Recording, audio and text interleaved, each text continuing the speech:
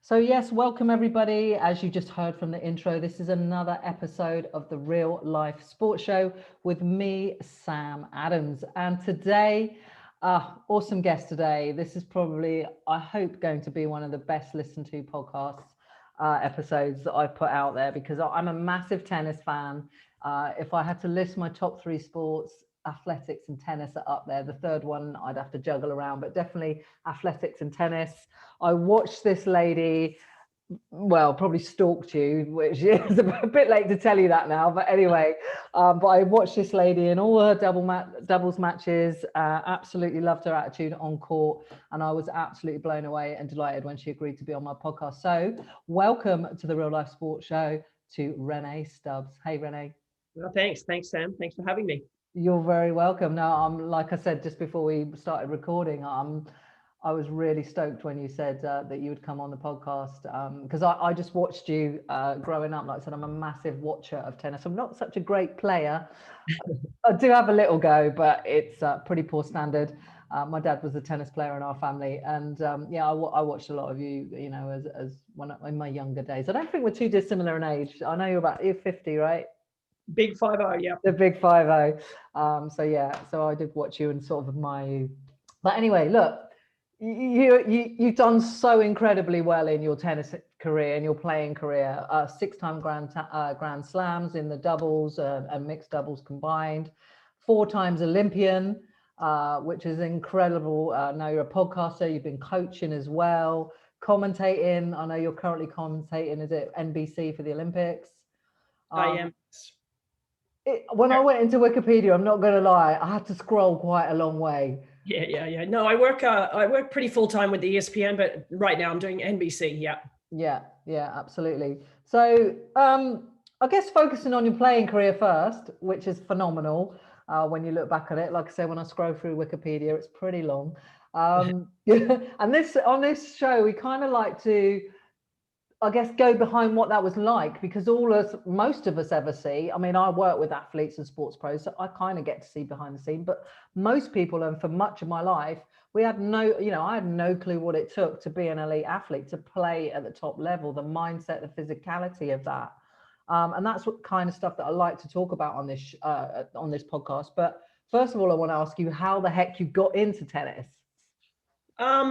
Well, I mean, I'm Australian, so we tend to get thrown out of our house to try and go to sports by our parents. So I was, often went down to the beach or went swimming. I was a competitive swimmer when I was younger. And then I just took up tennis. My parents got me out of the house during a school holiday, and I went and did a camp down in there. But as I said, as a kid, really at 7, 8, 9, 10, I was doing all kinds of sports.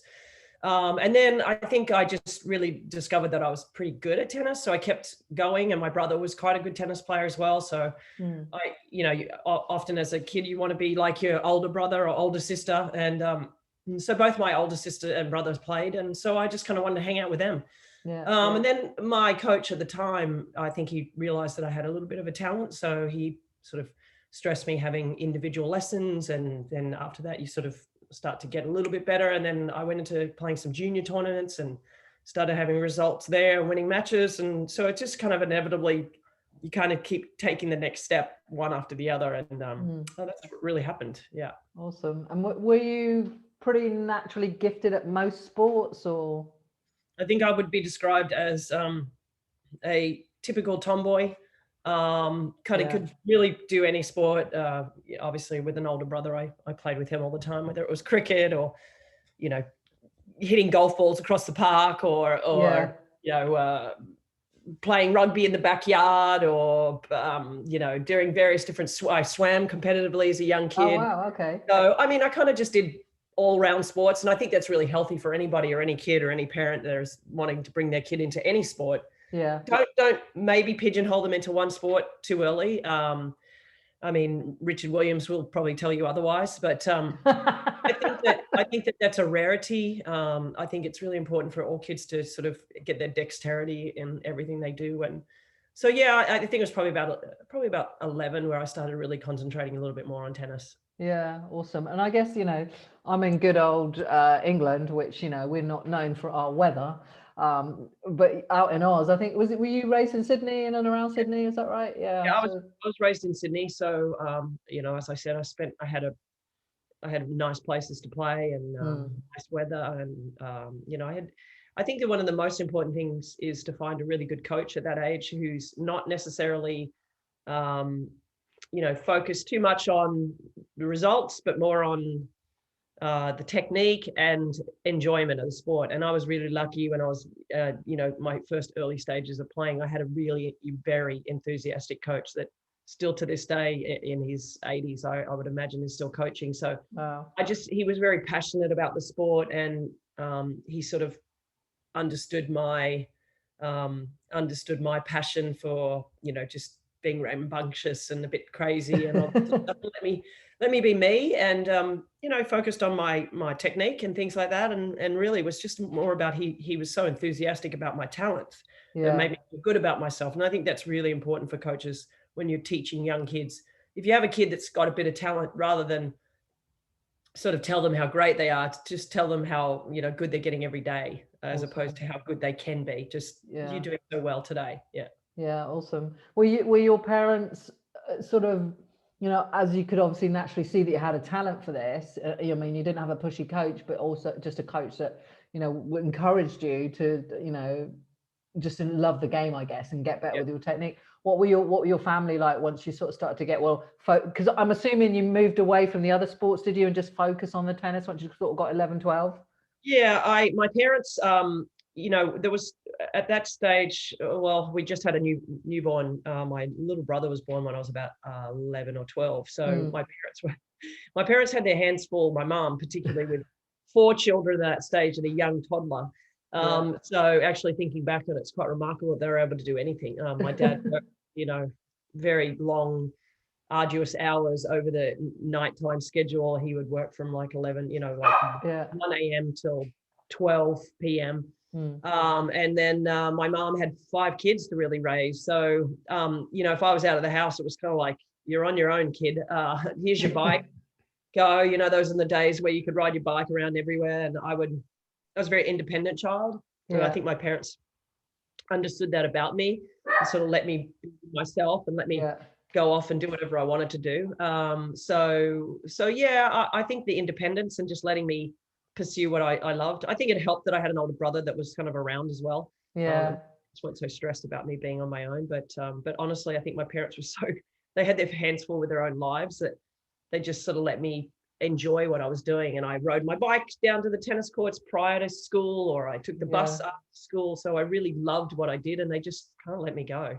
Brilliant. They weren't, my parents were not pushy at all. No, that's awesome.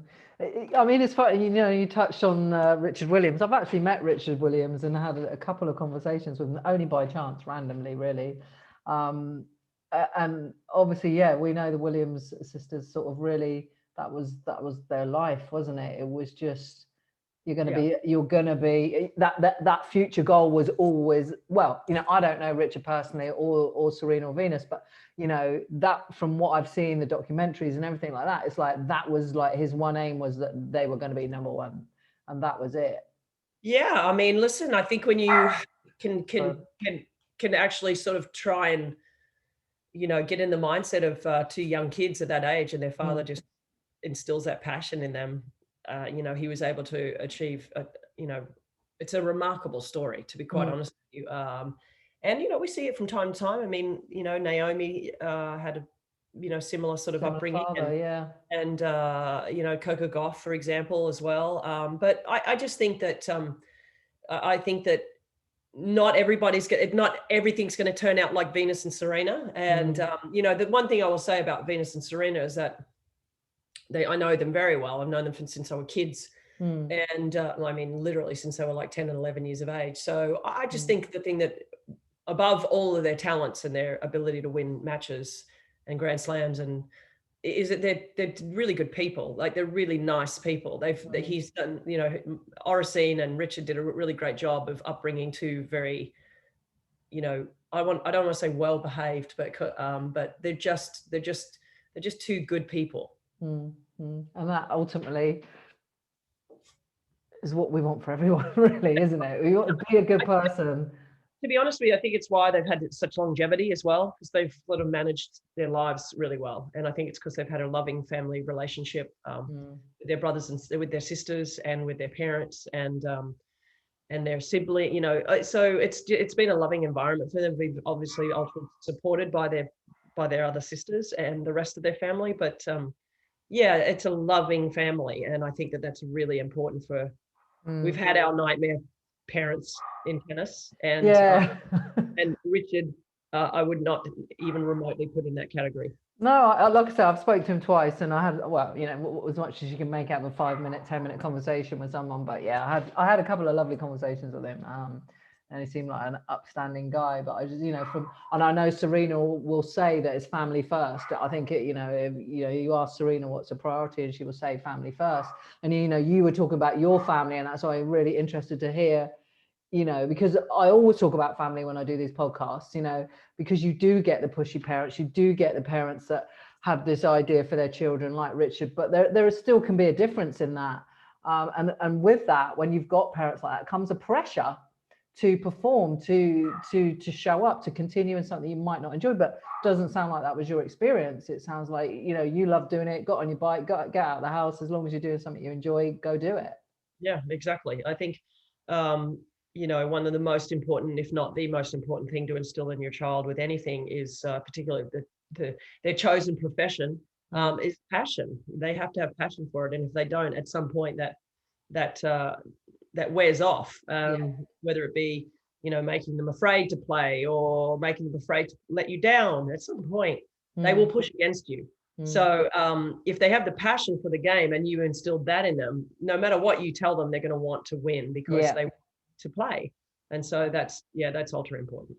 Yeah, absolutely. Passion, I think, comes up every time I do this podcast. Every time I do this podcast. Well, I have a tattoo on my arm right here that says passion. And I think it's the reason I put it on my arm is because I'm going to put a tattoo on my arm. I want it to be a permanent thing that that I believe in, whether it be, you know, whatever. But for me, if you don't have passion for whatever you're doing or whomever you're with or whatever it is, then it's not going to be successful. So I think that, you know, I'm really lucky. I feel like I've never worked a day in my life, and I've worked really hard in my life, you know, whether it be with my tennis and my results and my TV work or my relationships or my networking. I have passion for what I do and I love it. Absolutely. I mean, I know Les Brown says, isn't it? I think it's Les Brown. I'm not sure whether Les was the person that said it originally. But, you know, do what you love and you'll never work a day in your life. I don't think Les said it originally, actually. It was probably somebody else like Jim Rohn or someone, but it's true. You know, my passion is my work, and it's become my purpose. You know, that, you know, passion and purpose go hand in hand, I think. When you find out who you are, when you really connect with yourself, you accept yourself, you show up in the world as who you really are, you've got the potential to reach your full potential, you find your passion and your purpose through that. And all of those things are really, really connected for me, and certainly in the work that I do. So yeah, passion always comes up every time. So just take us on a little bit from sort of 11, 12 years. Where did you ever get to a point as a teenager, or that you thought, yeah, I'm pretty good at this? You started winning tournaments and or, you know, competitions. Did you think I can, you know, where was the professional element come into it and thought, well, I could make a career out of this?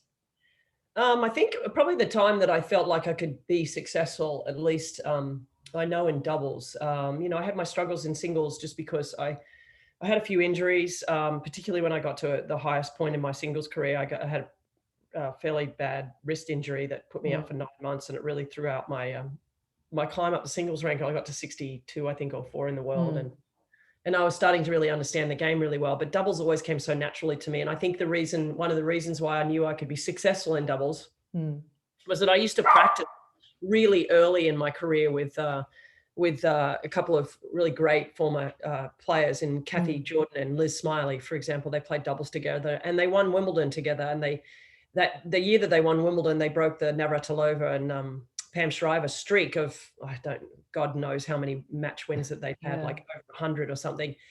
And I used to, because Liz is Australian, she kind of took me under her wing a little bit. I'd travel around and I'd stay at her house, for example, in Orlando. And when I was kind of like had no money, and you know, as us most Aussies do, we kind of rely on hospitality from others. But I used to practice with Liz and Kathy all the time when I was quite young. And I remember sort of feeling like I could play with them. I felt like I was good enough to practice with them. I felt like learning a lot from them, but I thought overall, I thought I could match it with them. Maybe not quite yet, but I felt like there was a level playing field there at some point.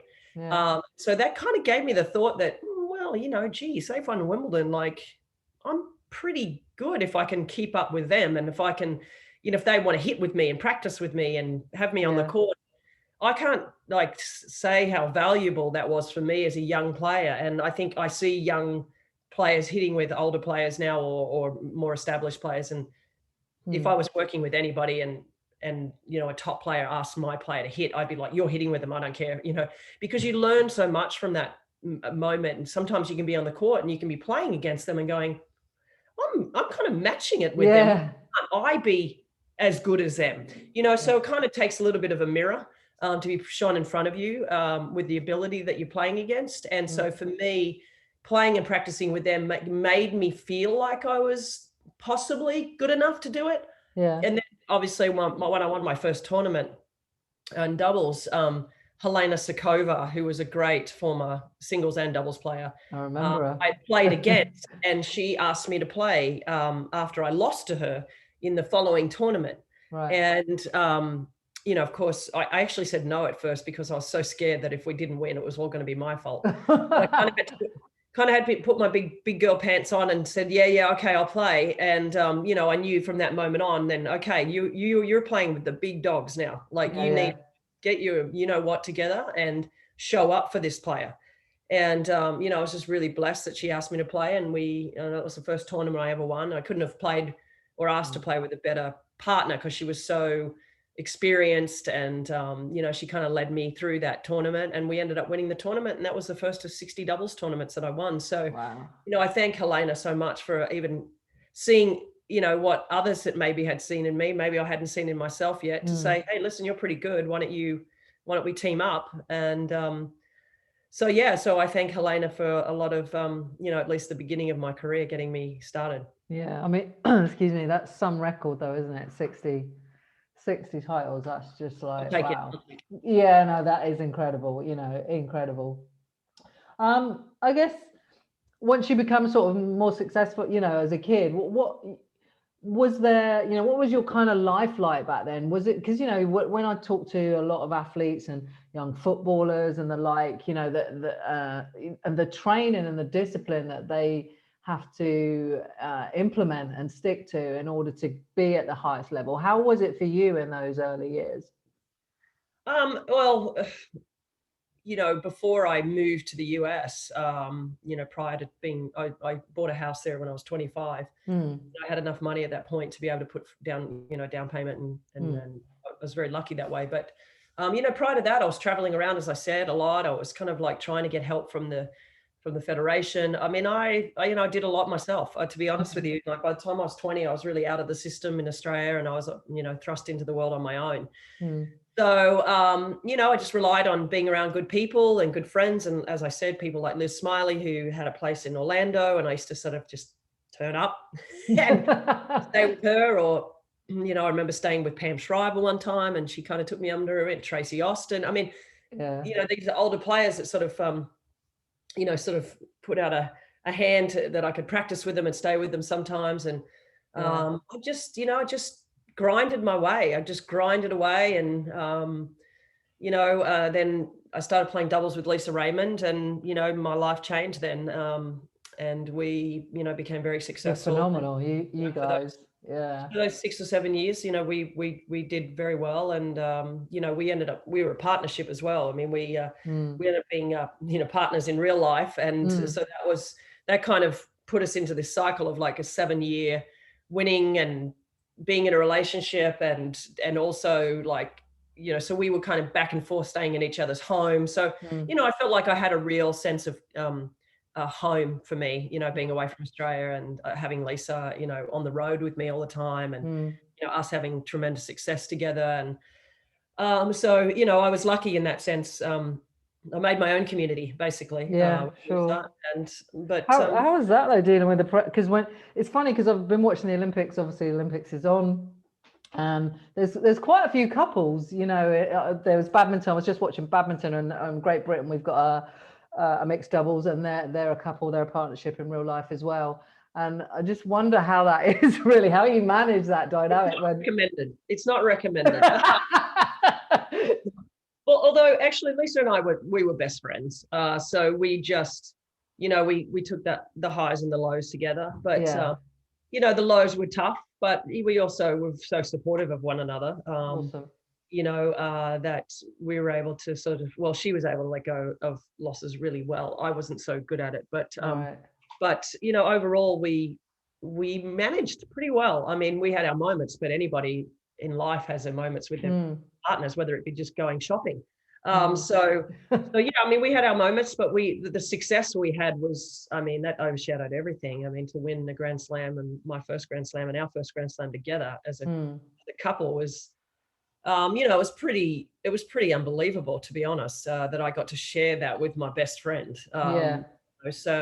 So that in itself was, there were difficult moments, obviously, when we lost, but when we won, there was just no one I wanted to share it with more than her. That must be phenomenal, because obviously you see people winning competitions now, and of course the first thing you want to do is go and find your loved ones, isn't it? And you're on the court with your loved one. She was right there, the first person I got to hug. So yeah, I mean, I don't know, somebody sent me a link the other day, and actually the final of the Australian Open, and I remember that moment so well. And I don't know if it was telepathic or anything, but Lisa texted me 1 minute later. I was like, oh, I don't know if we're having osmosis here, but I was just thinking about you, anyway, because we're obviously still really close and good friends. So, awesome.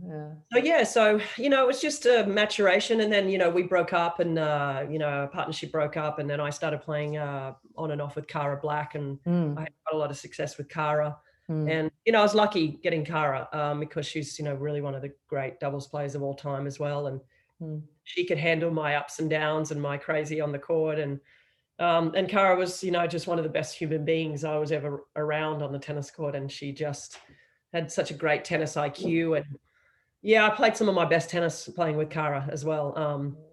So I owe a lot to, I owe a lot to a lot of really great female partners in my life. Yeah, awesome.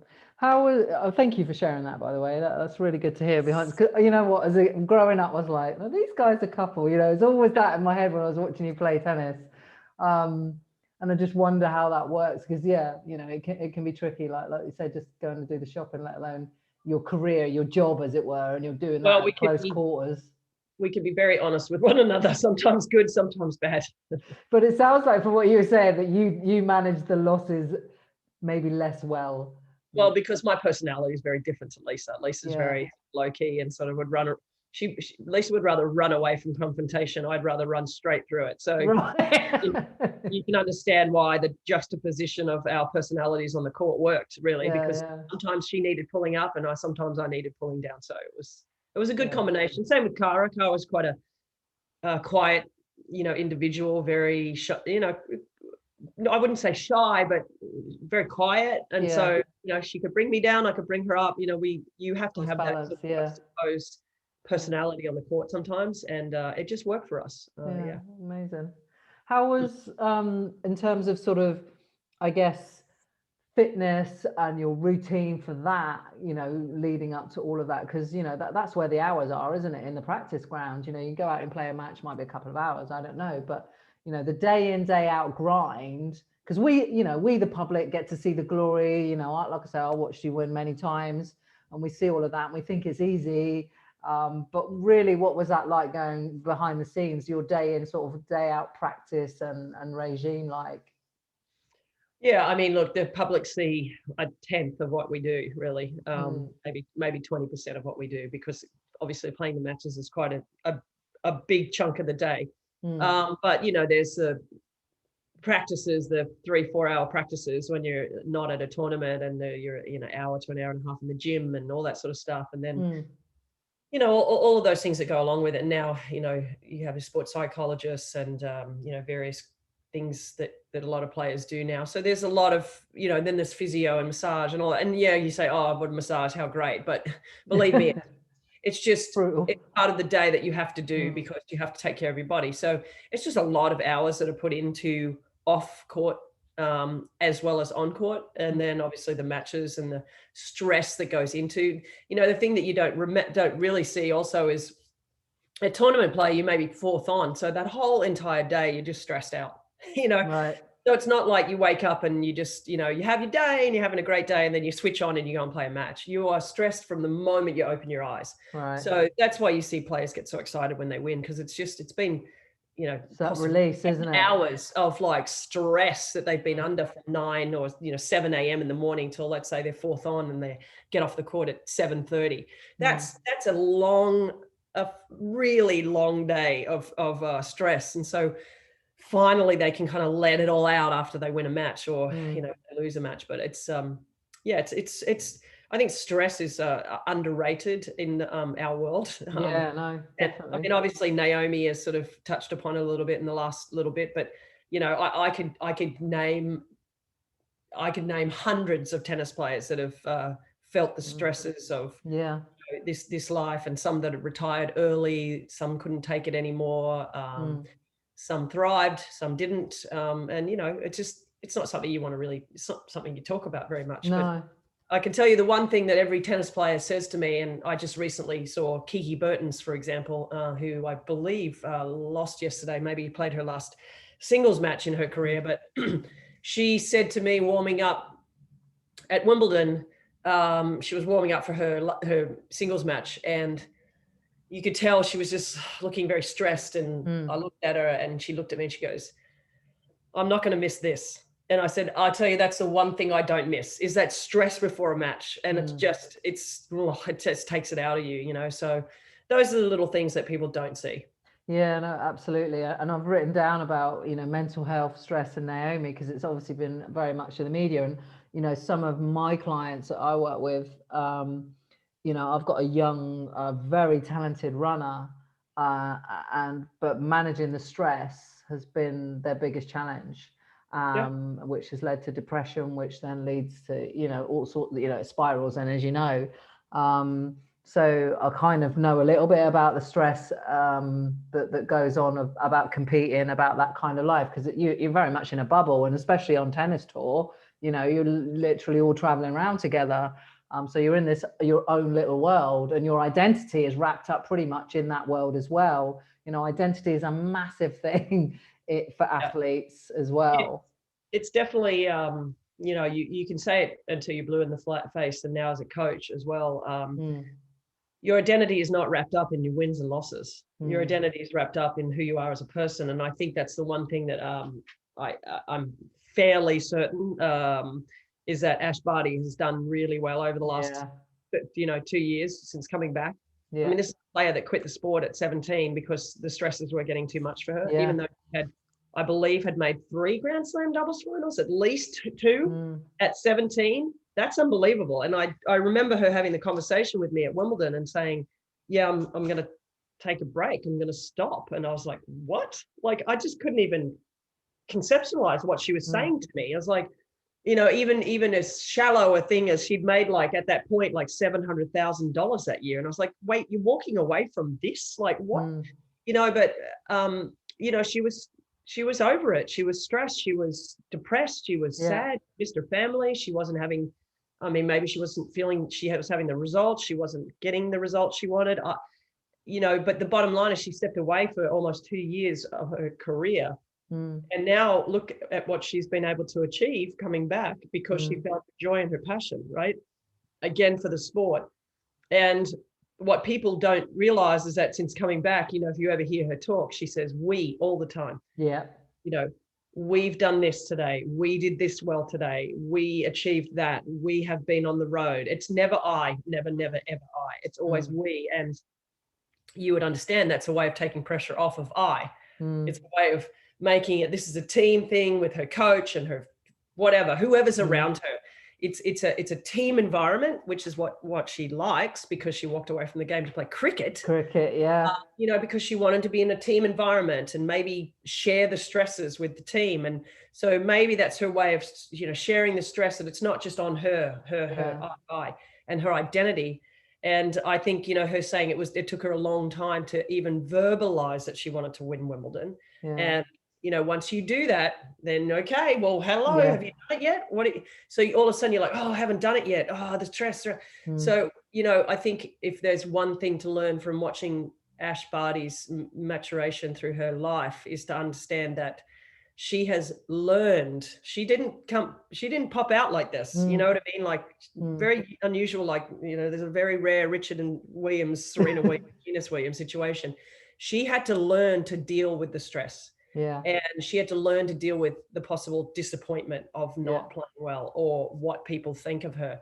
And she's worked a lot on her mental game. I mean, it's so obvious. And so, to see her cry after she won Wimbledon, that to me showed an enormous amount of relief and, stress off of her shoulders. But I'll never, ever, ever question Ash Barty's understanding of what's best for her. Yeah. And I think the lesson to be learned is your identity is not mixed up in what you do on the court. And she talked about it. Her most important role is how she is as a human being. And so 100%. That turning that focus off of winning into, are you doing a good job? Are you a good person? That's all that matters. And, I did my podcast with Venus recently. And one of the things that she said, that her parents did not push her into winning and losing. It was about the process. And she said they were process driven. And she kind of sat back and went, oh, I haven't really thought about that, but my parents were process driven. So I think if there's one thing that I can teach to anybody, is that it's the process. It's every day, do the right thing, be a good person, work hard, the results will come, and don't wrap yourself up in the wins and losses, because that's not really what defines you. Yeah, absolutely. There's plenty of winners out there that have won a lot of matches that are assholes, and they don't have a lot of respect. Yeah. So I think I say that as well, as, I talk about that I do a whole talk on identity and athletic identity. And, there's a lot of unhappy, successful people, and Ash Barty isn't going to be one of them. No. People like Ash Barty, and you have to give her the plaudits. It's fun. So she, and that's the thing that I want to stress. It's not like, oh yeah, she's just always been like that. Oh, easy going. Oh, Ash Barty, she's so nice. Is that she had to learn to actually enjoy what she was doing again. And so, and everyone's like, oh, so easy going. Oh, mate, she has done so much work to get to that point. Yeah. I think that's something that comes across, because I watch a lot of tennis and interviews and stuff. And one of the things I see is it's about the enjoyment of it as well for her now. It really, really is. So she's done a phenomenal amount of work, and thank you again for sharing that. It's an absolute great insight for everyone to hear. So thank you for that. Identity is a bit, I could probably do, all day talking about identity, because, we get, elite athletes get sucked into this world, and they're just defined by the tennis, by the football, or whatever their sport is. But you're a human first. Yeah. And we all have basic needs that will need to be met. Not just your sport. Sport is a part of life, whether you're elite or not. Whether you play to whatever level you play to. I'm a passionate sports person. I'm gutted I wasn't elite level. I've played every sport, but it is a big part of me. But it's not every part of me. And it's the same for elite athletes as well. I think if you're good enough and you put the work in, and you treat people well, you'll have the results that you deserve. Yeah. Right. And if you don't get the results, it's maybe just not good enough. But that's okay. That's okay. And I think that's the one lesson that I learned. And I try and, say this a lot to people, is that I was very good until I won my Grand Slam in doubles. For example, I made a lot of semifinals, and I'd made a final previously, and I've made a ton of quarterfinals. And Lisa and I were the number one seeds. We were supposed to we hadn't won a Grand Slam yet, but yet we'd won all these tournaments. And I went on the court, and for me, I had to, and this is such a valuable lesson, my insecurities and how I reacted on the tennis court were angry or upset at myself, or, you know, use an excuse, whatever it was, you know, the crowd got loud or someone made a noise or whatever it was, you know. Lisa's was to be in her shell and dig a hole and go away and pretend nothing was going on and hope that her talent could win her match. And my role and my goal in that match, that when I won my first Grand Slam, was to try and maintain my composure as much as possible. Yeah. And so for me, that was the hardest thing for me to do. I could poach on a ball being hit at me 100 miles an hour. I could run I could do anything on the tennis court if I pushed myself. But controlling my emotions was the hardest thing in the world for me to do. And so I made a commitment to myself. I was going to try and stay as composed as possible in that match. And that was the hardest. It wasn't hitting a backhand. It wasn't hitting the serve. It was controlling my emotions. And to this day, I've said, if I hadn't won that match, and 20 years ago, like now, I can look back 20 years ago and say, if I hadn't won the match, it would have just been because I wasn't good enough. Yeah. It wouldn't be because my attitude or, you know, my insecurities or all the bad traits cost me the match. It was just, I just wasn't up to it tennis wise. Yeah. And that in 20 years time that's fine to admit to yourself, but to look back and say, if only, and I hate that word in sports or in anything in life, because if I now at 20 years later go, oh, but if only I just, you know, behaved myself or not so pissed off or blah, blah, blah, blah, blah. It's like, what? That is such a waste of an opportunity. Yeah. So I think the thing that I'm proudest of is I did the hardest thing possible for me, which was to maintain my composure. And we ended up winning. So I got the spoils. I got the riches from being the most difficult thing for me to do. But if I hadn't, at the time, it would have been so difficult to admit to myself that I did everything right and I still didn't win. Yeah. But 20 years from then, like now, I could look back and be so proud that I actually gave it everything that I could. Yeah. Right. So I think the most important thing for kids to understand is truly give it everything you can, meaning put the work in, work hard off the court, practice hard, do the mental stuff, try and be the best version of you on the court or on the field or whatever it is, whatever your bad tendencies are, try and stay away from them. And if you do all of that, you will reap the benefits. And if you lose, it's okay, because that is truly your highest threshold. And not everybody's going to be great, right? But your great is great. And so let that be. And that's where the process is the most important thing, because I know plenty of great players that weren't number one, that didn't win Grand Slams, but my God, they put 100% in every time, and they can walk away from their careers and know that they absolutely gave their 100% best. And I think that's super important. And then that does not define you, right? And so I think that's the ultimate thing is not having regret, right? So 20 years from now, think about it and say, in 20 years time, am I going to regret this because I didn't do the right things? So do the right things, because if you don't get the results, it's okay, because you'll be able to live with yourself. But in 20 years time, if you have regret, that will not be fun for you. No, absolutely. Oh, that's I could talk to you all day, and I'm really gutted that time is running away from us, because this is just so good. Thank you so much. Yeah, it's that emotional agility, isn't it? You know, it's, you know, I always talk about there's two types of hard work. The hard work where you go out, you graft, maybe in tennis it's hit the balls, in football it's kick the ball, free kicks or whatever. But the hardest work of all that you'll ever do is internal. It's in that, it's, you know, and most people can't go there. Not most people, a lot of people can't go there. And they will go out and they'll do all of that, you know, physical stuff. Yeah. Because they're trying to run from the internal stuff. That's right. That's the first place you got to go. So yeah, it's the emotional.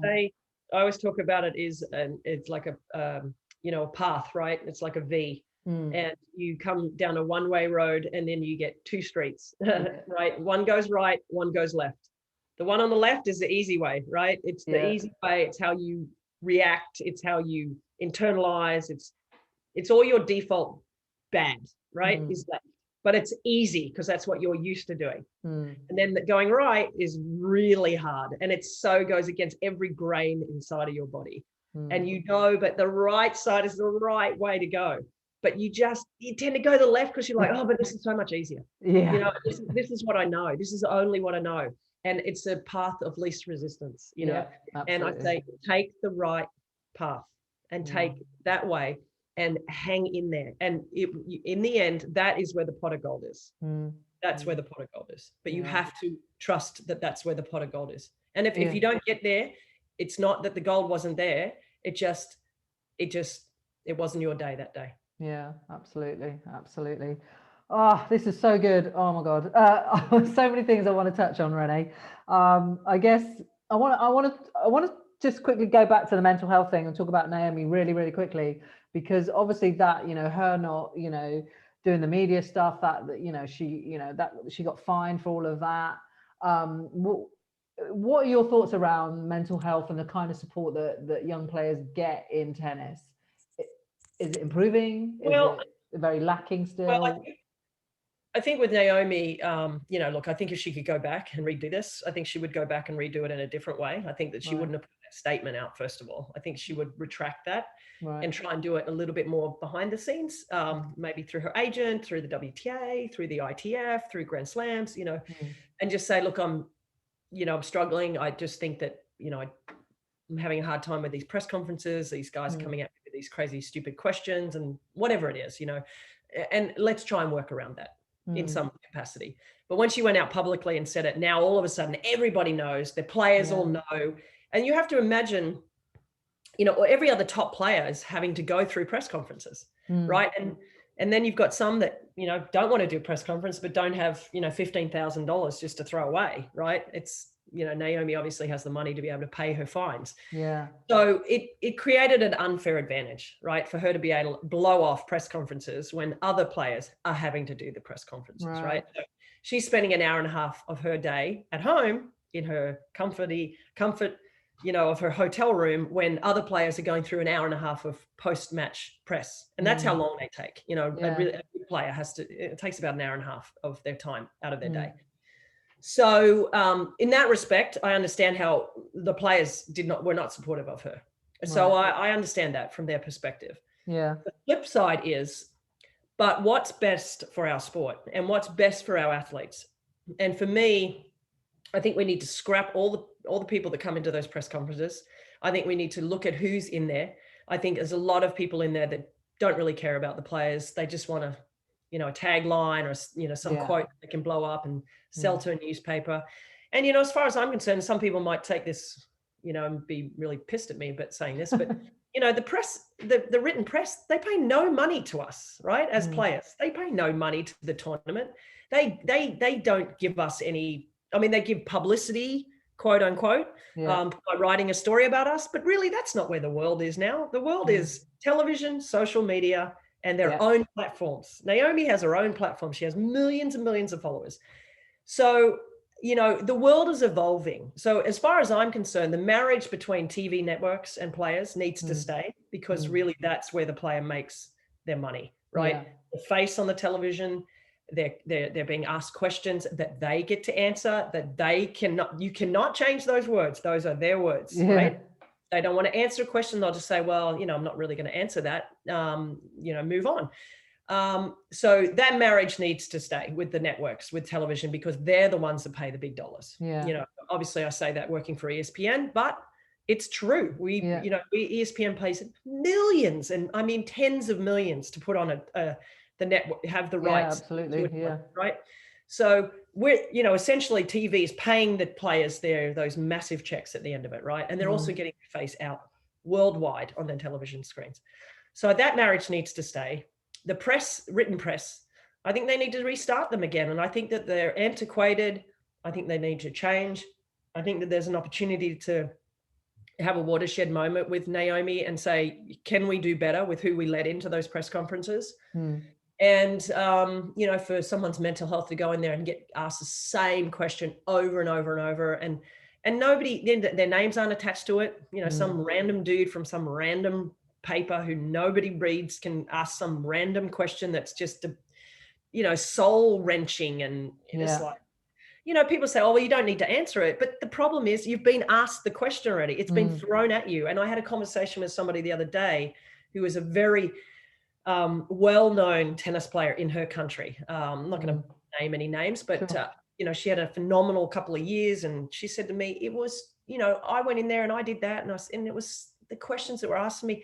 I didn't answer a lot of them, but it's inside you. They've asked those questions. They keep going at you with the same redundant questions and making you feel like shit. So she's like, I said, yeah, well, that's my point. Like, I think that's where we can start looking at how can we do better as a whole, in sports about not putting players and or any athletes in that environment and doing a better job with that. So I think, with Naomi, she's put the spotlight on it. Now, some people question, what was it for? What's going on? We don't know, but that's not for us to know. She's said what she said. And I think as a whole, sports, or in life, we can do better with those press conferences and who we let in there. And I think when you lose a match, I don't think we need to go into press conferences. I think they can do a Q&A on their own phones, send out a quote, send out a video, whatever it is, and get it out to millions of people. And the people writing those articles in newspapers, they can watch the match. You can write a great article just by watching a match and maybe taking a quote. I think it's brutal, I think it's brutal in all sport when, it doesn't matter if it's tennis or whatever. I just think it's brutal. You've lost a match, there's high stakes, there's a lot of pressure, a lot of stress, and you get asked these bullshitty questions. I think it's bollocks, excuse my French. Yeah, and they're the same every week. And actually for me as a viewer and somebody watching that, it makes me cringe. I really don't like it. I'm sure if I feel like that. That's the problem. The problem is, I don't want to lump everybody in this same category. Because, one of the things I try and do when I do either my podcast or even my post-match interviews, I try and let the public see the real person. That's really what I want to get out. Like, especially if I know them, and I'm like, let that great person come out now. Match is over, But, there's often a lot of people in press that don't care. They don't know these people. They have no business caring about them at all. So that's what I want to do. I'd like to just get rid of everybody in there, take everybody's press credentials away, and we start really looking at who we're letting into those press conferences. That's the start that I would make. Sounds like a great idea. Probably something we could talk about for ages. And I'm really conscious of time. And I've got a couple of questions before I let you go, if that's okay. I guess really predominantly, obviously more about you is, that transition, because, something that I work with people is around the transition when you're getting to the end of your career, the last 18 months, 2 years, how you transition out of that. But for you, and that is a real challenging area. I know that from my work, and there's been loads written about it. But how was that for you? Because you kind of went straight into media, didn't you, really? Yeah, I was, I guess I was really fortunate. But, I also planted my seeds all the way along my career. Right, okay. I think the one thing that I can stress to any athlete, and I try and do this, and it's really hard because when you're an athlete, you're in the moment, right? So you want to be great at what you do. So thinking about your post, quote unquote, your post career is thinking that you're not going to be successful in the one you're in, right? So you think, oh, well, I want to go back to school, or I want to do this as a job, or what should I do? You're not thinking about now, right? So that's the problem that athletes make. That's a mistake that they make. Because thinking about your post, career after your sports career, you have to, because you can't play forever, right? Yeah, exactly. Unless you're a darts player or you're playing snooker. You can't play forever. You have to at one point go, my body can't do this anymore, whether it be 30 or 40 or whatever it is, right? So have a real conversation with yourself. What do I love? What would I like to do? And start thinking about that early in your career, because your career will be over at some point. So I was really lucky that I think I got an opportunity to do television really early in my career, because somebody asked me what you would like to do after you're done. I said, I don't know, I'd like to maybe do what you do. And it was kind of a bit of a joke, but this man in television said, well, why don't you do something with me tomorrow? And I was 18.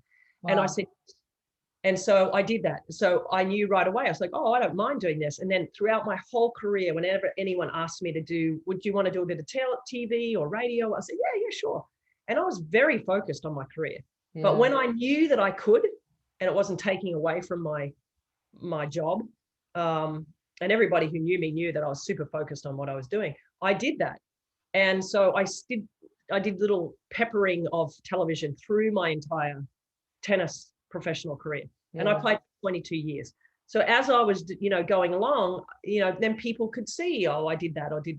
Now it doesn't have to be television. It could be, you like forensic science. Okay, maybe, I'd like to study that when I'm done, or maybe I'd like to, be an accountant, or I love numbers, or whatever it is, So just keep, those seeds, keep doing it. Like, know that your career is going to be finished, and you're not thinking about not being successful in the one you're in, right?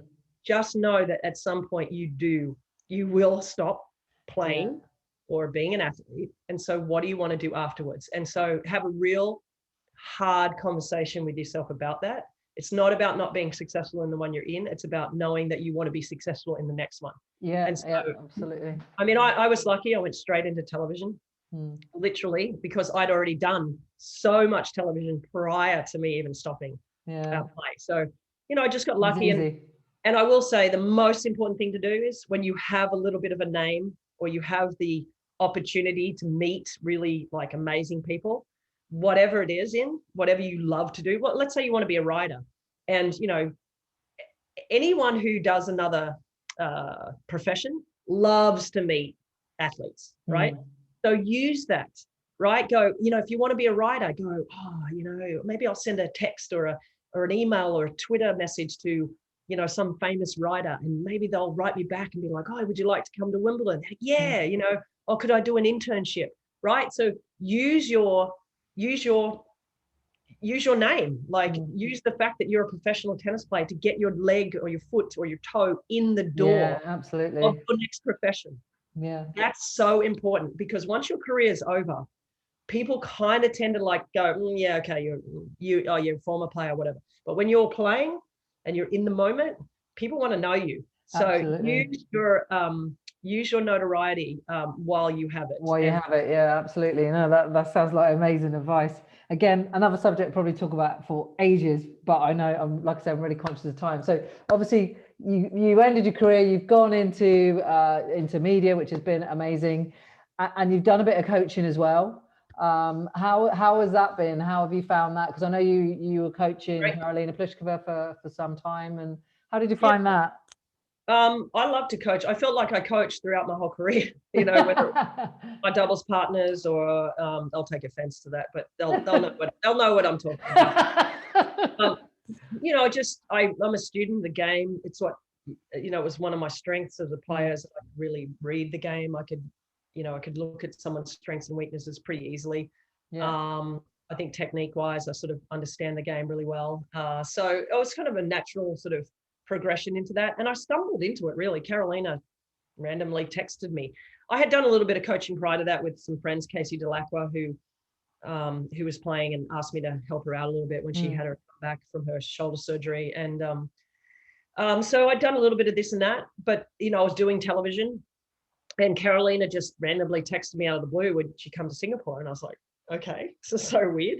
But, I loved it. I loved being on court. I loved imparting my, small bit of wisdom that I have onto a player, and we had good success together. And she had already contractually obligated to somebody else the next year. And so, then we went back together, and it was a long story, but my work with her was great. It was fun. I enjoyed it. I think I made a difference. And then, now I've been working with Sam Stosur on and off for the last couple of years, just in her last years of her career. We are obviously very good friends. We played doubles together, and she's one of my closest friends. And, just trying to impart some joy and passion into her last few years of her career. And, she had a run in the finals at Guangzhou a year and a half ago, where she lost to Sophia Kenin in a really close match. And that was probably one of the most proudest weeks of my life on the tennis court, was coaching her through to that final, because she was really struggling confidence-wise and her game. And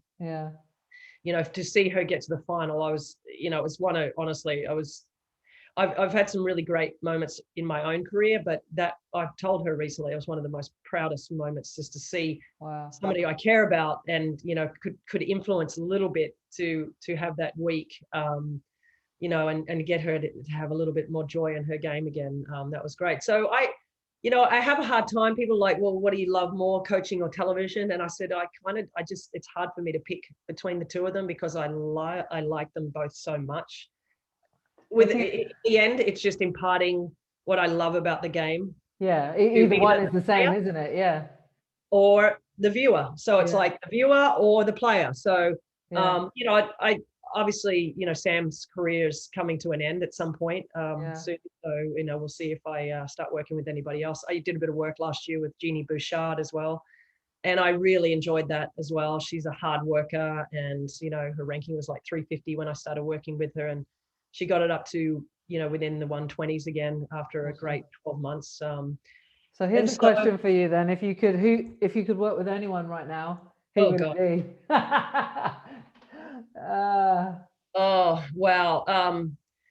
I think if I had the choice between I think I would love to work with a guy, to be honest, as well. I think I could really, you know, my mind is a little bit sort of. I loved it when Amelie worked with Andy. Yeah, I would love to work with Denis Shapovalov. I'd love. Would you? Him.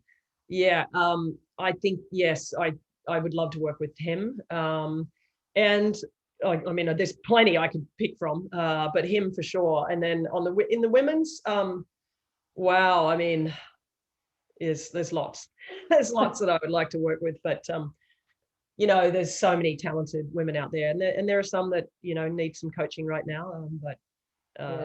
You know, the bottom line is whoever I work with, I just my whole goal when I coach is we're going to get better at one thing every single day, and whatever that is, could be mental, could be your forehand, could be your volleys, serve, whatever it is.